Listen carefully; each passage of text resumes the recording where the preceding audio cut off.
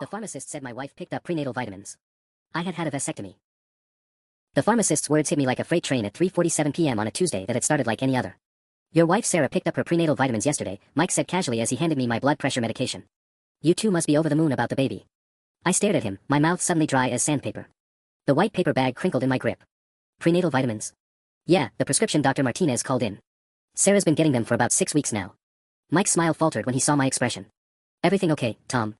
6 weeks. My vasectomy had been 3 years ago, March 15th, 2021, to be exact. I remember the date because Sarah had driven me home afterward, joking about how we could finally stop worrying about happy accidents. We'd decided we didn't want kids after years of trying and dealing with her miscarriages. The procedure was supposed to give us freedom. Tom. Mike's voice seemed to come from underwater. Yeah, sorry. Just processing. I forced what I hoped looked like a smile. You know how it is. But I didn't know how it was. Because this shouldn't be happening. I walked to my Honda Civic in a daze, my hands shaking as I fumbled with the keys. The afternoon sun felt too bright, the parking lot too loud with its symphony of car doors and shopping carts. I sat behind the wheel for 20 minutes, staring at nothing, while my world quietly imploded. Sarah was pregnant. With someone else's baby. The drive home took forever and no time at all. Our house on Maple Street looked exactly the same as when I'd left that morning, blue shutters, white picket fence, the garden gnome Sarah had insisted on buying last spring. But everything was different now. Everything was a lie. I found her in the kitchen, humming while she chopped vegetables for dinner. She wore the yellow sundress I bought her for our anniversary, her dark hair pulled back in a messy bun. Beautiful, radiant even. Now I knew why. Hey babe, she said without looking up. How was your day? Fine. I set my medication on the counter, watching her face for any tell. Ran into Mike at the pharmacy. He said something interesting. Her knife paused for just a fraction of a second before resuming its rhythm. Oh. What's that? This was my moment. I could confront her right now, demand the truth, let 8 years of marriage explode in our kitchen between the cutting board and the ceramic fruit bowl her mother had given us. Instead, I heard myself say, nothing important. Just small talk. She smiled and kissed my cheek, and I caught a whiff of her perfume, the same vanilla scent she'd worn on our first date. You're sweet. Dinner will be ready in an hour. I nodded and headed upstairs, my legs feeling like lead. In our bedroom, I sat on the edge of the bed we'd shared for 8 years and stared at the framed photo on her nightstand. Our wedding day. We looked so happy, so sure of our future together. My phone buzzed. A text from Sarah's sister Jessica. Can't wait to see you guys this weekend. Mom's so excited about the news. The news. How long had Sarah been lying? How long had everyone known but me? I deleted the text and opened my laptop. If Sarah wanted to play games, I'd learn the rules first. But I was going to win. That weekend at Jessica's house, I watched Sarah lie with the skill of a seasoned politician. We wanted to wait until the second trimester to tell everyone, she said, her hand resting protectively over her still flat stomach. You know how these things can go early on. I did know. We'd lost 2 pregnancies in our 3rd year of marriage, 8 weeks and 11 weeks. I'd held her while she cried both times, promising we'd keep trying, that we'd figure it out together. The memory of her grief had been part of what convinced me the vasectomy was right for us. Now she was using those same losses to sell her lie. How far along are you? Sarah's mother Patricia asked, leaning forward on the couch with barely contained excitement. Almost 10 weeks, Sarah replied smoothly. Due date is February 18th. I did the math backwards. Conception would have been around May 20th. I'd been in Chicago that week for a conference, 3 days at the Palmer House Hilton, attending seminars on municipal water treatment systems. I still had the receipts in my email. Tom, you're awfully quiet, Jessica observed. Cat got your tongue, daddy-to-be. All eyes turned to me. Sarah's hand found mine and squeezed. Her engagement ring, the one I'd saved for 8 months to buy, caught the afternoon light streaming through Jessica's living room windows. Just letting it sink in, I managed. It's all pretty surreal. Oh, honey, Patricia said, tears welling up. After everything you two have been through, you deserve this blessing. Blessing. I wanted to laugh, or scream, or both. That night in Jessica's guest room, Sarah curled against me like she had 1,000 times before. Thank you for today, she whispered in the darkness. I know this is overwhelming. It is, I said, which was the truth. I love you so much, Tom. This baby, it's going to change everything for us. Make us a real family. Her words were knives. I lay there listening to her breathing even out, planning my next moves while she slept peacefully beside me, probably dreaming about her perfect deception. Monday morning, I called in sick to work for the first time in 2 years. Instead of heading to the water department, I drove to Dr. Chen's office and requested a copy of my vasectomy records. The receptionist, a kind woman named Dorothy, handed me a manila folder 20 minutes later. Congratulations on the baby news, by the way, she said. Dr. Chen mentioned your wife called last week asking about vasectomy failure rates. My blood turned to ice water. She called here. Oh yes, Thursday morning. She seemed very concerned about the possibility of the procedure reversing itself naturally. Dr. Chen told her it's virtually impossible, less than 1% of 1% chance. She sounded relieved. I bet she did. Sarah wasn't just covering her tracks, she was building an entire alternate reality where somehow, miraculously, my vasectomy had failed and we'd gotten our fairy tale ending. In my car, I opened the medical file. The post-procedure sperm analysis from June 2021 was clear, 0 sperm count. The follow-up test 6 months later, 0 sperm count. Dr. Chen's notes were thorough and definitive. I photographed every page. That evening, Sarah announced she'd made an appointment with Dr. Martinez for Thursday. I want you to come with me, she said over dinner. To hear the baby's heartbeat. Of course, I replied, cutting my steak with surgical precision. I wouldn't miss it for the world. Her smile was radiant. She had no idea I was building a case that would destroy her. The OBGYN appointment was scheduled for 2:15 p.m., but I arrived at Dr. Martinez's office an hour early. I told Sarah I had a work emergency and would meet her there, but really I needed to have a conversation first. Mr. Harrison. The receptionist, a young woman with kind eyes named Amanda, looked up from her computer. You're early for your appointment with your wife. Actually, I was hoping to speak with Dr. Martinez privately first. It's complicated. 20 minutes later, I sat across from Dr. Martinez in her office, my vasectomy record spread on her desk like evidence at a crime scene. She'd reviewed them twice, her expression growing more grave with each page. Mr. Harrison, I have to ask, are you certain about the timeline here? Completely certain. The procedure was March 2021.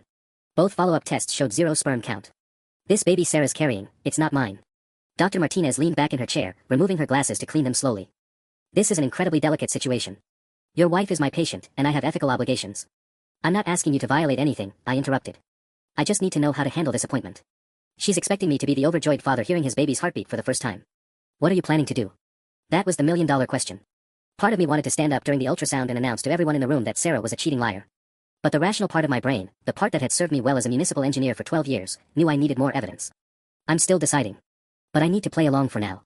Dr. Martinez nodded slowly. I can't participate in any deception, but I also can't breach your wife's confidentiality. This appointment will proceed normally. What you choose to share or not share with your wife is between you two. At 2:15 sharp, Sarah walked into the waiting room wearing a flowing blue maternity dress she must have bought recently. She glowed with an excitement that made my stomach churn. Sorry I'm late, babe. Traffic was murder on 5th Street. She kissed my cheek and settled into the chair beside me, immediately reaching for my hand. Are you nervous? I'm so nervous. Yeah, I said. Nervous. The appointment was torture. Sarah lay on the examination table, her shirt lifted to expose her slightly rounded belly, while Dr. Martinez applied the ultrasound gel. I stood beside her, holding her hand, playing the part of the devoted husband while my world continued its slow-motion collapse. There's the heartbeat, Dr. Martinez said, and suddenly the room filled with a rapid whooshing sound. Sarah squeezed my hand tightly, tears streaming down her face. Oh my God, Tom. That's our baby. Our baby. The lie was so complete, so convincing, that for a split second I almost believed it myself. Almost forgot about the medical impossibility of what I was witnessing. Everything looks perfectly normal, Dr. Martinez continued, pointing to various shadows on the screen. Based on the measurements, I'd say you're right on track for a February 18th due date. Can we get pictures? Sarah asked breathlessly. Of course. 5 minutes later, I walked out of that office with ultrasound photos in my wallet and a prescription for Sarah's prenatal vitamins, the same ones that had started this nightmare. Sarah chattered excitedly about baby names and nursery colors while I drove us home, my mind racing through possibilities. That evening, while Sarah called her mother to share details about the appointment, I sat in my home office and opened a new document on my computer. At the top, I typed, evidence, Sarah's affair. Below that, I began documenting everything. Dates, times, conversations, medical records. If Sarah wanted to destroy our marriage, she'd handed me the ammunition to destroy her right back. I just had to decide when to pull the trigger.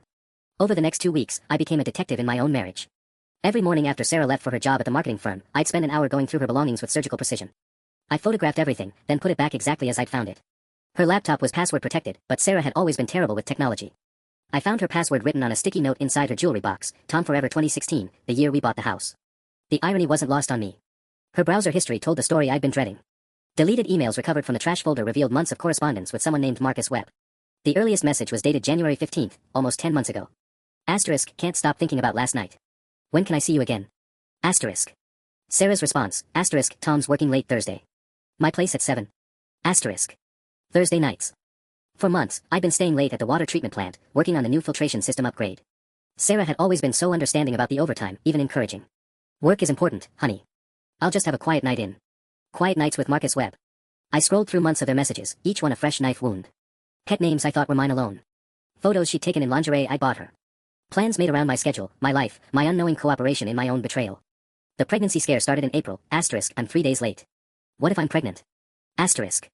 Marcus's response was telling, asterisk, we'll figure it out. But maybe we should be more careful until you decide what you want to do about Tom. Asterisk. What she wanted to do about Tom. Like I was a problem to be solved. But the main messages revealed the truth that made my hands shake as I read them. Asterisk, test is positive. I'm pregnant. Asterisk. Asterisk, are you sure it's mine? Asterisk. Asterisk, has to be. Tom had that procedure, remember? This is our chance, Marcus.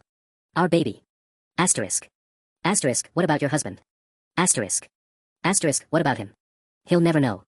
We've been trying for years anyway, he'll think it's a miracle. Asterisk. A miracle. Sarah was planning to make me raise another man's child, and she thought it would be a miracle. I screenshot everything and uploaded it to a secure cloud drive. Then I kept digging. Marcus Webb wasn't hard to find. LinkedIn showed he was a senior architect at Patterson and Associates, the firm that had designed the new community center downtown. 32 years old, divorced, no kids. His Facebook profile was mostly private, but his profile picture showed a tall, athletic man with dark hair and Sarah's same hazel eyes. The baby would probably look just like him. That evening, Sarah was unusually affectionate during dinner.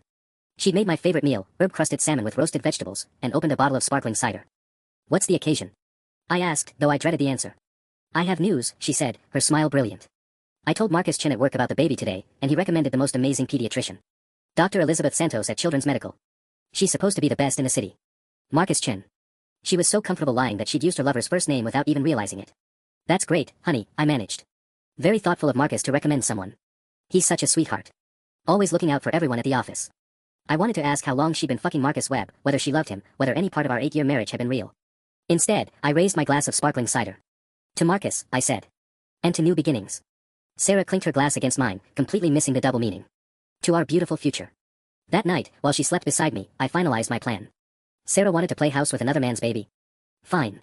I'd let her have her perfect pregnancy, her baby shower, her moment of triumph. And then I'd burn it all down. The baby shower invitation arrived on a Wednesday, hand-delivered by Sarah's mother Patricia during her weekly visit. Cream cardstock with gold lettering and tiny rocking horses along the border.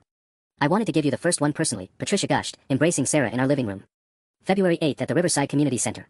I've already booked the caterer, Magnolia Events, the same company that did Jessica's wedding. Sarah examined the invitation with tears in her eyes. Mom, this is beautiful. But isn't it expensive? Nonsense. This is my first grandchild. Nothing's too good. Patricia turned to me with a conspirator's grin. Tom, I hope you don't mind, but I took the liberty of inviting some people from your side too. Your parents, your brother David, a few of your coworkers from the water department. My stomach dropped. How many people are we talking about? Oh, about 60. Maybe 70. I got a little carried away with the guest list. She pulled out her phone and started scrolling. I invited Marcus from Sarah's work too, she talks about him so often, he seems like such a good friend. Sarah's face went white for just a moment before she recovered. Marcus Webb. That's the one. I found him on Facebook and sent a message. He already RSVP'd yes. Said he wouldn't miss it for the world. I watched Sarah's hands tremble slightly as she set the invitation on the coffee table. This was perfect. Marcus Webb would be in the same room as me, our families, our friends. Sarah would have to watch her two worlds collide while pretending everything was normal. That's wonderful, Mom, Sarah managed. Really thoughtful. After Patricia left, Sarah disappeared into the bathroom for 20 minutes. I heard the shower running, but when she came out, her eyes were red-rimmed in a way that had nothing to do with soap and water. You okay? I asked, though I knew exactly what was wrong. Just emotional. Pregnancy hormones, you know. Everything feels so overwhelming. That evening, I made my own phone call. David answered on the second ring, his voice booming through the speaker. Tommy. Patricia already told me about the shower. I'm so damn happy for you too. After everything with the, well, you know. The procedure and all. This is like winning the lottery. Actually, David, that's what I wanted to talk to you about. I stepped out onto our back patio, making sure Sarah couldn't overhear from the kitchen. I need you to do me a favor at the shower. Name it. I want you to bring up the vasectomy. Specifically, ask me about it in front of everyone. Ask how the reversal went when I had it done, something like that. Silence stretched across the line. Finally, Tom, what the hell is going on? I can't explain everything right now. Just trust me. Can you do that? This sounds like you're planning something stupid. I'm planning something necessary. There's a difference. David sighed heavily. Fine. But you owe me a long conversation after this is over. Deal. The next morning, Sarah's behavior shifted. She'd received 3 text messages during breakfast, each one making her more agitated. By the time I left for work, she was pacing the kitchen like a caged animal. Everything all right? I asked, kissing her goodbye. Fine. Just some drama at the office.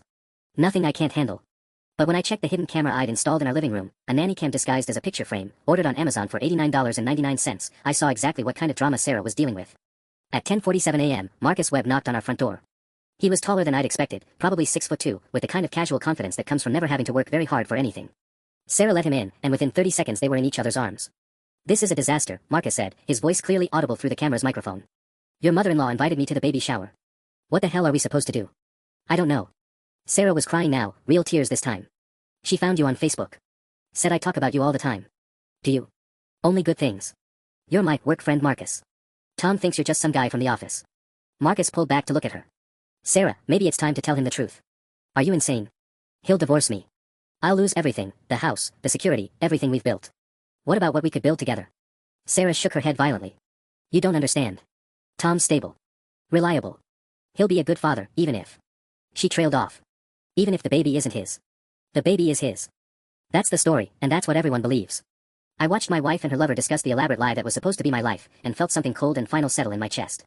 Sarah wasn't just cheating on me. She was planning to steal my entire future. But she'd forgotten one crucial detail: I was an engineer. I solved problems for a living. And Sarah had just become a problem that needed solving. The footage from the nanny cam was better than I'd hoped. Crystal clear video, perfect audio, and 43 minutes of my wife and her lover planning my destruction in my own living room. I watched Marcus leave at 11:30 a.m., kissing Sarah goodbye on our front porch like he owned the place. After he drove away in his black BMW, license plate MWB 4471, which I noted for future reference, Sarah spent another 20 minutes pacing and making phone calls. I couldn't make out the conversations, but her body language screamed panic. Good. Let her panic. At lunch, I drove to Patterson and Associates downtown and sat in the parking lot, watching employees come and go. Marcus emerged at 12:45 p.m. with two other men in expensive suits, all of them heading to what looked like a business lunch at Romano's across the street. He moved with the easy confidence of a man who thought he was winning. Who believed he'd successfully seduced another man's wife and convinced her to pass off his child as legitimate. I wondered if he'd done this before, or if Sarah was his first attempt at domestic terrorism. My phone buzzed with a text from Sarah, feeling sick today. Might lie down this afternoon. Love you. More lies. The nanny cam would tell me exactly how sick she was feeling. That evening, Sarah barely touched her dinner. She kept checking her phone and jumping at every small sound, the ice maker cycling, a car door slamming outside, the neighbor's dog barking. You sure you're okay? I asked, refilling her water glass. You seem on edge. Just tired. This pregnancy is really taking it out of me. She managed a weak smile. Dr. Martinez said fatigue is normal in the second trimester. Another lie. Sarah was 11 weeks pregnant, still firmly in the first trimester. But I'd learned not to correct her inconsistencies. Each one was evidence. Maybe you should take some time off work. Reduce stress. I can't. We have this big project with the community center wrapping up. Marcus is really counting on everyone to. She stopped abruptly, her fork halfway to her mouth. Marcus again, I said mildly. He sounds like a demanding boss. He's not my boss. Just, we're on the same team. Same project. Sarah's voice was getting higher, the way it did when she was really lying. You don't know him. Maybe I should. Why don't you invite him over for dinner sometime? Before the shower. The color drained from her face. That's not, we don't really socialize outside of work. It would be weird. If you say so. That night, I waited until Sarah was deep in sleep before checking the day's camera footage. What I found made my blood boil. Marcus had returned at 2:17 p.m., letting himself in with what looked like his own key. My key. Sarah had given her lover a key to our house. They'd spent 2 hours in our bedroom, the bed I paid for, in the house I'd been paying the mortgage on for 8 years. The audio was explicit enough to make me physically sick, but I forced myself to save every file. At 4:30 p.m., they'd moved to the kitchen for what appeared to be a serious conversation. The shower is in 3 weeks, Marcus was saying. We need a plan for how to handle this. I've been thinking, Sarah replied. What if you just don't go? Tell my mother you got sick. And then what? Your husband gets suspicious about why you're so upset that your work friend missed the party. Tom doesn't pay that much attention to my moods. Wrong. I've been cataloging every micro-expression, every tell, every lie for weeks now. Sarah, this is getting out of hand. Maybe we should just come clean. No. Sarah's voice turned sharp. I'm not losing everything I've worked for. Tom will never know this baby isn't his, and you're going to play the part of the friendly coworker who wished us well and moved on. And us? What happens to us? We'll figure it out. After the baby comes, after things settle down. But right now, I need you to trust me. The footage ended with them having sex on my kitchen counter. I closed the laptop and walked to the bathroom, where I vomited until there was nothing left. The next morning brought a complication I hadn't anticipated. Sarah was hunched over the toilet at 6:23 a.m., retching violently while I stood in the doorway holding a glass of water. It's getting worse, she gasped between waves of nausea. Dr. Martinez said morning sickness usually peaks around 10 weeks, but this is brutal. I handed her the water and watched her rinse her mouth, genuinely concerned despite everything. Whatever else Sarah had done, she was still carrying a child, Marcus's child, and the pregnancy was clearly taking its toll. Maybe you should call in sick today, I suggested. I can't. The Patterson project presentation is this afternoon. Marcus is, she caught herself again, but this time I decided to push. Marcus is what, Sarah? Nothing. He's just, the whole team is presenting to the city council. I can't let everyone down. Patterson. She'd said Patterson Project, not Patterson and Associates.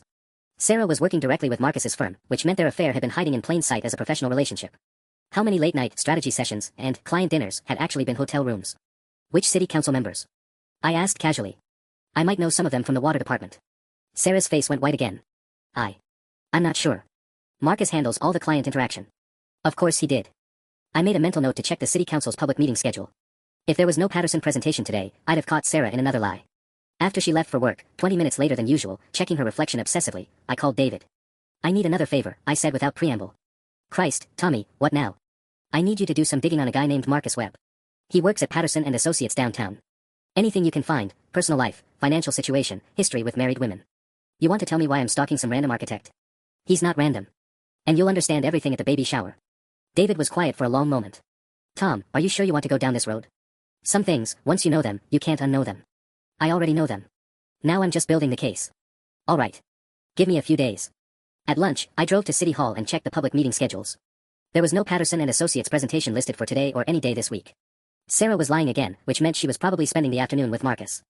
I positioned myself in the Romano's parking lot across from Patterson and Associates at 2 p.m. Sure enough, at 2:47 p.m., Sarah's white Honda Accord pulled into their lot. She sat in the car for 5 minutes, probably checking her makeup, before walking into the building like she belonged there. My phone buzzed with a text, asterisk, presentation went great. Going for celebration drinks with the team. Home by 8. Love you. Asterisk.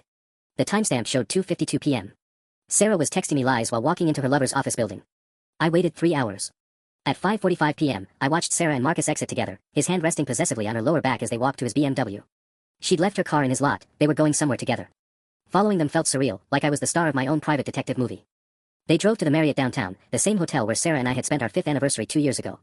Marcus handed his keys to the valet while Sarah hurried inside, her head down to avoid being seen. I parked across the street and called the hotel from my cell phone. Marriott downtown, this is Jessica, how can I help you? Hi, I'm trying to reach my business partner Marcus Webb. He said he'd be in meetings at your hotel this afternoon, but I don't have his room number. One moment please. A pause. I show a Marcus Webb checked into room 847 at 3:30 p.m. today. Would you like me to connect you? No, that's fine. I'll try his cell. Thank you. Room 847. I photographed the hotel exterior, the valet stand, Marcus's BMW being driven away by the attendant. More evidence for the file. At 7:52 p.m., they emerged from the hotel looking disheveled. Sarah's hair was messed up and her lipstick was gone. Marcus kissed her goodbye in front of the valet stand like they were a real couple, not two people destroying someone else's marriage. Sarah texted me at 8:03 p.m., asterisk, just leaving drinks. Be home in 20 minutes. Asterisk. She walked through our front door at 8:21 p.m., smiling and chatty, smelling like shower soap and lies. How were the drinks? I asked from the couch. Good. The whole team was there. We're all so relieved the presentation went well. She kicked off her heels and collapsed beside me. Marcus bought champagne for everyone. Well, sparkling cider for me obviously. Obviously. Wouldn't want to hurt the baby. Never, she said, snuggling against me. This baby is the most important thing in the world to me. As she fell asleep in my arms that night, I stared at the ceiling and wondered if Sarah had any idea how thoroughly she was destroying herself with every lie. In 3 weeks, at the baby shower, she'd find out. David called me at work 3 days later with information that made my hands shake as I took notes. Your boy Marcus Webb is a real piece of work, he said without preamble. Divorced in 2019 after his ex-wife caught him cheating with a client's wife. Some woman named Rebecca Torres whose husband was paying Marcus's firm to design their dream house. I gripped the phone tighter. What happened? Messy as hell. Rebecca left her husband, moved in with Marcus for about 6 months, then he dumped her when she started talking marriage. She tried to sue him for emotional distress, but it got thrown out. Her divorce cost her half of everything, including the house Marcus had designed. A pattern. Marcus Webb specialized in seducing married women and destroying families. Sarah wasn't special, she was just his latest victim. Except she was too naive to realize she was the victim. There's more, David continued. I talked to a guy who knows someone at Patterson and Associates. Marcus has a reputation there too. 3 different women in the past 2 years, all of them married clients or partners from other firms. His boss apparently keeps him around because he brings in business, but everyone knows he's poison. Jesus Christ. Tommy, this guy isn't going to leave his wife for Sarah. He's done this before, and it always ends the same way, the woman loses everything while he moves on to the next conquest. I thought about Sarah's certainty that Marcus would be there for her, her plans for their future together. She had no idea she was just another Rebecca Torres, another disposable plaything in Marcus Webb's pattern of destruction. Thanks, David. I owe you. You owe me an explanation. What are you planning for this baby shower? Justice, I said, and hung up. That evening, I found Sarah in the nursery we'd started setting up in a spare bedroom. She'd painted one wall pale yellow and assembled a white crib that had arrived earlier that week. She stood in the doorway holding fabric swatches, completely absorbed in creating a perfect space for another man's child. What do you think? She asked, holding up 2 different shades of green. Sage or mint? I looked at the crib, the wall, the mobile hanging from the ceiling with tiny elephants and giraffes. Sarah, can I ask you something? Of course. She moved closer, still clutching the fabric samples. Do you ever think about our old plans? Before we decided not to have kids. Her smile faltered slightly. What do you mean? We used to talk about traveling. Remember? You wanted to see Ireland, and I wanted to do that photography tour through New Zealand. We said we'd use the money we saved on daycare and college funds to see the world together. That was before, she said carefully. Before we realized how much we actually wanted to be parents. Did we realize that? Or did circumstances change? Sarah set down the fabric swatches and turned to face me fully. Tom, what are you getting at? This was dangerous territory, but I needed to understand something. I'm just wondering if you're happy. Really happy. If this is what you actually want, or if you feel trapped. Trapped? Her voice rose slightly. By our baby? By our marriage? What kind of question is that? The kind someone asks when his wife seems to be living a completely different life than the one they planned together. For a moment, Sarah's mask slipped entirely. I saw panic flash across her face, followed by something that looked almost like relief. Like part of her wanted to confess everything. Then the moment passed. Tom, I think the stress of becoming a father is making you overthink things. This baby is a blessing. An unexpected gift. I've never been happier in my life. She kissed my cheek and walked past me toward the kitchen. I'm making your favorite pasta tonight. Why don't you open some wine? I'll just have water. As I listened to her humming while she cooked dinner, I realized Sarah was trapped, just not by me. She was trapped by her own web of lies, by Marcus Webb's pattern of manipulation, by choices that had seemed clever at the time but were leading her toward inevitable destruction. In 2.5 weeks, that destruction would be very public. And I would be holding the match. The baby registry arrived in my email on a Thursday morning, forwarded by Sarah's mother with a note about making sure everyone knows what the happy parents need. I scrolled through the list while drinking my coffee: crib sheets, bottles, a $400 stroller, newborn clothes in gender-neutral colors. At the bottom, Sarah had added a note: Tom and I are so grateful for this miracle baby. After years of trying in Tom's medical situation, we never thought this day would come. Thank you for celebrating with us. Medical situation. She was spinning my vasectomy as some kind of fertility issue we'd overcome together. The audacity was breathtaking. I forwarded the registry to David with a single word: evidence. That afternoon, I made a decision that felt both calculated and insane. I called Patterson and Associates. Marcus Webb's office. This is Jennifer. Hi Jennifer, this is Tom Harrison. I believe Marcus has been working with my wife Sarah on the community center project. Oh yes. Sarah's lovely. Are you calling about the presentation materials? My pulse quickened. Actually, I wanted to surprise Sarah by taking Marcus out for lunch. You know, to thank him for all his help with her career. Could you check his schedule for next week? That's so thoughtful. Let me see, he's got Tuesday open from 12 to 2. Should I put you down? Perfect. Tuesday at Romano's, 12:30. Don't mention it to Sarah, I want it to be a surprise. Of course. He'll be so pleased. I hung up with my hands shaking. In 5 days, I'd be sitting across from Marcus Webb, looking him in the eye while he had no idea I knew everything. That weekend brought another complication. Sarah's sister Jessica called with news that made my stomach drop. Tom. I had the most amazing idea for the shower, she gushed over speakerphone while Sarah and I sat in the living room. What if we do one of those cute gender reveal moments? I know you're waiting to find out, but we could do it as a surprise at the party. Sarah went rigid beside me. Jess, that's sweet, but we really want to keep it private until. Come on, it would be so fun. Everyone's dying to know. Mom's already started knitting booties in pink and blue because she can't decide. The appointment isn't until next week, Sarah lied smoothly. We won't know in time. But I'd seen her medical folder 3 days ago when she left it on the kitchen counter. The ultrasound notes clearly stated, fetal sex, male, clearly visible. She was having a boy. Marcus's son. Actually, I heard myself saying, why don't we do it? It would make the shower more exciting. Sarah stared at me like I'd grown a second head. Tom, we agreed to wait. I changed my mind. It's our baby, Jess. Let's celebrate properly. Jessica squealed with delight. Oh, this is perfect. I'll coordinate with Dr. Martinez's office. They can put the results in a sealed envelope, and we'll have the baker make a reveal cake. Pink or blue inside. After we hung up, Sarah disappeared into the bathroom again. I heard her making a phone call, her voice low and urgent, but couldn't make out the words through the door. When she emerged 20 minutes later, her eyes were red. I think I'm getting sick, she announced. Maybe I should cancel some appointments this week. Stay home and rest. That's probably smart. You've been under a lot of stress. Yeah, she said quietly. More than you know. That night, I reviewed the audio from her phone call. The nanny cam had caught just enough, can't do the gender reveal, he'll know something's wrong. Tuesday lunch meeting. I don't know what he's planning. Sarah was finally starting to realize her perfect deception was falling apart. But she still had no idea how far I was willing to go to expose the truth. Tuesday's lunch with Marcus would tell me everything I needed to know about what kind of man was fathering the child my wife expected me to raise. And then the real game would begin. Tuesday arrived gray and drizzling, the kind of weather that matched my mood perfectly. I sat in Romano's 15 minutes early, choosing a corner booth where I could see the entire restaurant. My hands were steady as I sipped my water, but my heart hammered against my ribs like it was trying to escape. At 12:28 p.m., Marcus Webb walked through the front door. He was even more imposing in person, 6'2" of casual arrogance in a tailored navy suit that probably cost more than my monthly mortgage payment. He scanned the restaurant with the confidence of a man who'd never had to worry about consequences, his hazel eyes finally landing on me. Tom Harrison. He extended his hand with a smile that didn't reach his eyes. Marcus Webb. Great to finally meet Sarah's husband. His grip was firm, calculated.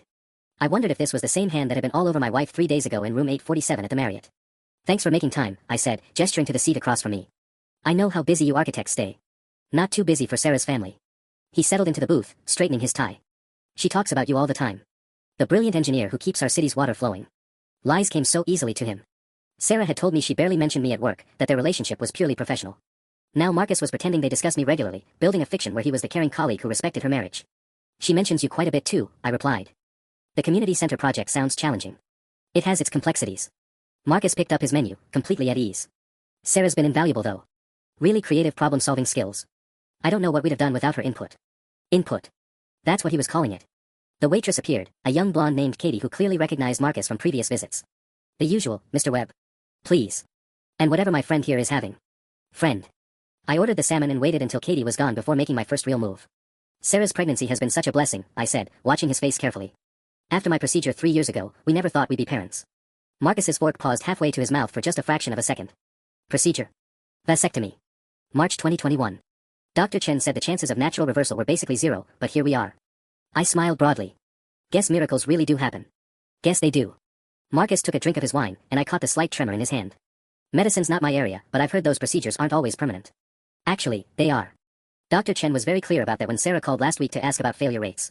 Less than 1% of 1% chance, he told her. I leaned forward slightly. Which makes this baby even more special, doesn't it? Marcus set down his wine glass with deliberate care. Tom, what exactly are we doing here? Having lunch. Getting to know each other better. I cut into my salmon with surgical precision. Sarah's going to need all the support she can get over the next few months. Morning sickness has been brutal. She was throwing up at 6:15 a.m. yesterday. Did you know extreme nausea can be a sign of elevated stress hormones? I wouldn't know. Of course not. Why would you? I took another bite, savoring both the fish and the growing panic in Marcus's eyes. Though I have to say, her stress levels seem highest on the days she works late with your team. Tuesday and Thursday evenings especially. Funny how that correlates. Marcus pushed back from the table slightly. I think there's been some misunderstanding. Room 847, I said quietly. Last Thursday, 3:30 p.m. check-in. The Marriott keeps very detailed records. The color drained from his face completely. Now, I continued, my voice perfectly calm, let's talk about what happens at the baby shower next week. The silence stretched between us like a loaded gun. Marcus stared at me across the table, his expensive suit suddenly looking like armor that couldn't protect him from what was coming. What do you want? He finally asked, his voice barely above a whisper. I want you to understand the rules of the game you've been playing. I pulled out my phone and showed him a screenshot of the hotel receipt I'd obtained through a simple records request, amazing what you can access when you know the right municipal contacts. February 8th. The baby shower. 67 guests, including both our families, Sarah's co-workers, and my brother David who's been very curious about you. Marcus's jaw tightened. You can't seriously be planning to. Oh, but I am. I swiped to the next photo, him and Sarah entering the Marriott together. See, Marcus, Sarah thinks she's been running this elaborate deception. But the truth is, you've been running one on her. Want to know how I know that? He didn't answer, but his hands were gripping his napkin like a lifeline. Rebecca Torres. Ring a bell. Married woman, husband hired your firm to design their dream house in 2018. You seduced her, she left her family for you, then you dumped her 6 months later when she started talking about marriage and commitment. Marcus's face went ashen. How do you? Because I'm thorough. Because unlike my wife, I don't make decisions based on pretty promises and afternoon hotel visits. I leaned across the table. Sarah thinks you love her. She thinks after the baby comes, you two are going to build some beautiful future together. She has no idea she's just another Rebecca Torres, does she? It's not the same. Isn't it? Tell me, Marcus, what's your exit strategy? When were you planning to break her heart? Before the baby comes, or after? The waitress approached to refill our water glasses, and Marcus forced a smile that looked more like a grimace. As soon as she left, he leaned forward desperately. Tom, listen to me. This whole situation got out of hand. I never meant for her to get pregnant. Or for her to fall in love with you. Or for her husband to find out. I laughed, a sound devoid of any warmth. Which part exactly didn't you mean, Marcus? Sarah and I, we have feelings for each other. Real feelings. You have a pattern. 3 married women in 2 years, all of them left with nothing while you moved on to the next conquest. Sarah's about to become number 4. Marcus ran his hands through his hair, finally showing cracks in his polished facade. What happens at the shower? You expose everything in front of everyone. That depends entirely on you. I signaled for the check. See, I've been watching Sarah destroy herself with lies for weeks now. Watching her build this fantasy where she gets to keep her stable marriage and her exciting affair and pass off your son as my miracle baby. She's living in a complete delusion. My son. Oh, did she not tell you? It's a boy. Due February 18th, which makes conception May 20th weekend, when I was in Chicago for the water treatment conference and you were fucking my wife in my bed. Marcus looked like he might be sick. Here's what's going to happen, I continued, pulling out my wallet. You're going to attend that baby shower. You're going to watch Sarah play the glowing expectant mother. And then, when she least expects it, when she's surrounded by everyone who loves her, I'm going to ask you a very simple question in front of all 67 guests. What question? I stood up, dropping $40 on the table. Whether you think the baby looks more like you or me. Marcus grabbed my wrist as I turned to leave. Tom, please. There has to be another way. I looked down at his hand on my arm, then back at his face. Take your hand off me, Marcus. You've already taken enough. He released me immediately. 1 week, I said. February 8th, 2 p.m., Riverside Community Center. Don't even think about not showing up, because if you try to run, I'll make sure everyone knows exactly what kind of man you really are. Your boss, your clients, that ex-wife who might be very interested in my documentation of your continued pattern of behavior. I walked out of Romano's leaving Marcus Webb sitting alone with the wreckage of his carefully constructed lies, knowing that in 7 days, Sarah would join him. The week between my lunch with Marcus and the baby shower crawled by like a dying animal. Sarah sensed something had shifted, she kept catching me watching her, studying her face for tells I'd already memorized. Her morning sickness got worse, or maybe the stress was finally eating through her carefully maintained facade. Tom, you're scaring me, she said Thursday evening, finding me in my office reviewing the files I'd compiled. 47 pages of evidence, cross-referenced and indexed like a legal brief. You've been acting strange all week. Ever since Tuesday. Tuesday. The day I'd had lunch with her lover. Just work stress, I lied, closing the laptop before she could see Marcus's Facebook profile on the screen. The new filtration system has some complications. Maybe you should talk to someone. Dr. Reeves, or... I'm fine, Sarah. Really? But we both knew I wasn't fine. And somewhere in the recesses of her guilty conscience, I think she was starting to suspect why. Friday brought an unexpected visitor. I was replacing a leaky faucet in the guest bathroom when the doorbell rang at 3:17 p.m. Through the peephole, I saw Marcus Webb standing on my front porch, looking like he hadn't slept in days. Sarah was at work, her real job, for once. I opened the door with the wrench still in my hand. "We need to talk," he said without preamble. "Do we?" I stepped out onto the porch, pulling the door closed behind me. I thought Tuesday covered everything pretty thoroughly. "Tom, please. I've been thinking about what you said, about the shower, and you want to negotiate." I set the wrench down on the porch railing. "What are you offering, Marcus?" "I'll end it. With Sarah. Today. I'll tell her it was a mistake, that we need to stop seeing each other." His words came out in a rush, desperate and rehearsed. "She can have her story about the miracle baby. I'll disappear from her life completely. In exchange for, you don't destroy everyone at the shower. Her mother, her sister, they don't deserve to be humiliated because Sarah and I made bad choices." I almost laughed. "Bad choices? Is that what you're calling it? Poor judgment? Temporary insanity? I don't know." He rubbed his face with both hands. "Look, I know what this looks like, but I do care about Sarah. I don't want to see her hurt." "You don't want to see yourself hurt," I corrected. "Sarah's already destroyed, Marcus. She's been living a lie for so long she doesn't even know what truth looks like anymore. The only question is whether that destruction happens privately or publicly. And you've chosen publicly. I've chosen consequences." I picked up the wrench again, testing its weight. "Sarah made her choices. You made yours. Now I get to make mine." Marcus was quiet for a long moment, staring out at the street where a few neighbors were doing yard work. Normal people living normal lives, unaware that 3 houses down, a marriage was dying in real time.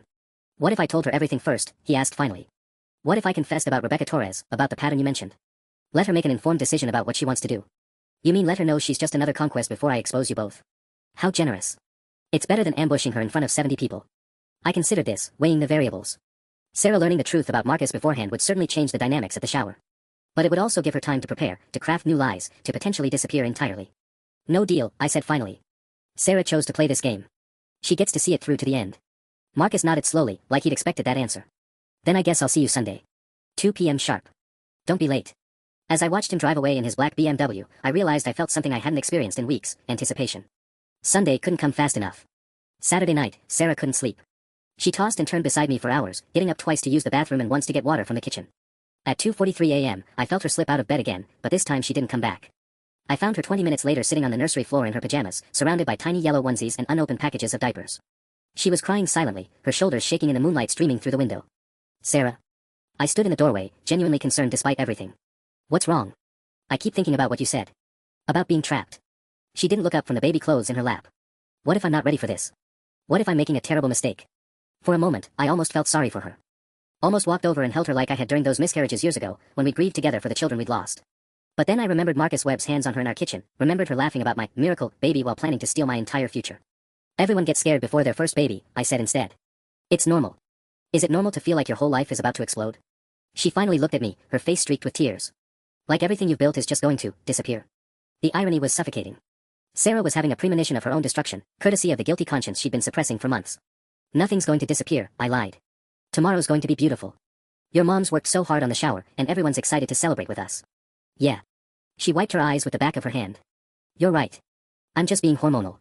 Hormonal. Even now, she couldn't tell me the truth. Sunday morning dawned crisp and clear, perfect weather for a baby shower that was about to become a funeral for our marriage. Sarah spent 2 hours getting ready, changing outfits 3 times before settling on a flowing blue dress that accentuated her growing bump. "How do I look?" she asked, spinning in front of our bedroom mirror. "Beautiful," I said, and meant it. Sarah had always been stunning, but pregnancy had given her an otherworldly glow. Marcus Webb's son was going to be a beautiful child. We arrived at the Riverside Community Center at 1:30 p.m. to find Patricia in full hostess mode, directing caterers and arranging gift tables with military precision. The room looked like something out of a magazine, white and yellow decorations everywhere, a 3-tier cake sitting prominently on the main table, dozens of chairs arranged in perfect circles. "Tommy." Patricia embraced me warmly. "Are you excited for the big gender reveal?" "Dar. Martinez sent the envelope yesterday. Jessica has it locked away safe and sound." The gender reveal. In all my planning, I'd almost forgotten about Jessica's surprise addition to the festivities. Sarah was about to find out I knew she was having a boy, had known for weeks, in front of everyone. "Can't wait," I managed. Guests began arriving at 1:45 p.m. My parents, looking genuinely happy for the first time since my dad's heart attack last year. Sarah's co-workers from the marketing firm, including her boss Linda Chen, who'd brought an expensive stroller as a gift. My brother David arrived precisely at 2 p.m., catching my eye with a subtle nod that meant he was ready to play his part. At 2:17 p.m., Marcus Webb walked through the front door wearing a charcoal gray suit and the expression of a man heading to his own execution. He carried a wrapped gift, something appropriately neutral for a work colleague, no doubt, and surveyed the room like he was memorizing escape routes. Sarah spotted him immediately, her face going pale before she forced a bright smile. Marcus. I'm so glad you could make it. Wouldn't miss it, he replied, his voice tight. Congratulations again on the miracle baby. Miracle baby. He was already setting up the narrative, playing his role as the supportive coworker who respected our marriage. But I could see the sweat beading on his forehead despite the air conditioning. Tom, Sarah said, her hand finding my arm, come meet Marcus properly. Marcus Webb, this is my husband Tom. We shook hands again, both of us smiling for the crowd while our eyes promised mutual destruction. Finally, I said loud enough for nearby guests to hear. Sarah talks about you constantly. She says you've been incredibly supportive during her pregnancy. Just looking out for a colleague, Marcus replied smoothly. Sarah's very special. You're a lucky man. I am, I agreed.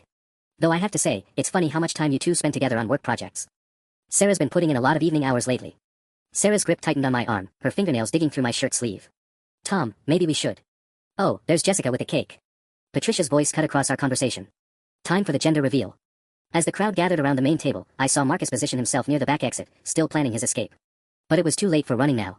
The game was about to begin. Jessica stood at the center of the room holding a pristine white envelope, beaming like she'd orchestrated the social event of the century.